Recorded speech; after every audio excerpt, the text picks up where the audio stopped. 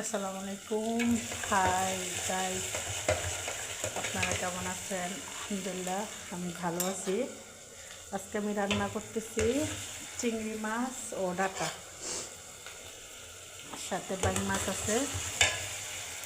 এখানে বাইং মাছ বোনা করতেছি, হচ্ছে ডাটা।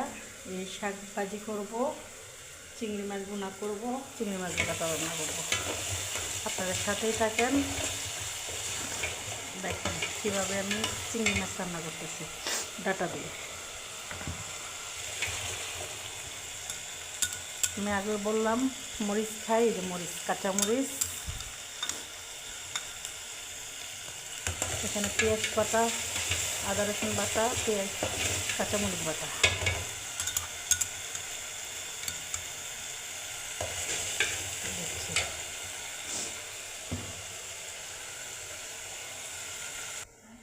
এই হচ্ছে হলুদ দিয়েছি, মরিচ দিয়েছি, লবণ দিয়েছি, মশলাটা নাড়াচাড়া করতেছি। এখন চিংড়ি মাছ দিয়ে দেবো আর একটু মশলাটা করছি।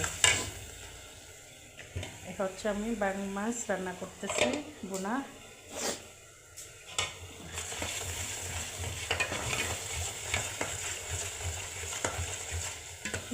মশলার গ্রেভিটা দেখেন।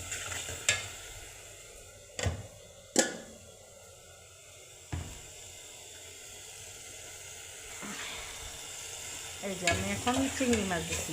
চিংড়ি মাছটা কষানো হলে ডাটা দিয়ে দিব, সাথেই থাকেন আপনারা। এই হচ্ছে আমি ডাটা আলু দিয়ে দিচ্ছি, এগুলো কষবে, পরে জল দেব। এই হচ্ছে বাইং মাছ বোনা। আমার বাইং মাছ রান্না করা শেষ, বাইং মাছ রান্না করা শেষ। হচ্ছে চিংড়ি মাছ বোনা, চিংড়ি মাছ বোনা করতেছি। এই যে আমাদের এখানে অনেক বৃষ্টি হচ্ছে বাইরে। ও সেই সেই সেই দেখেন, বৃষ্টি বৃষ্টি বৃষ্টি।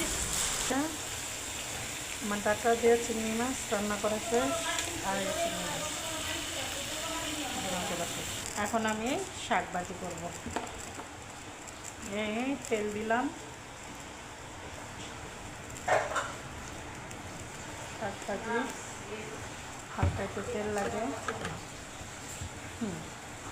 তারপরে পেঁয়াজ,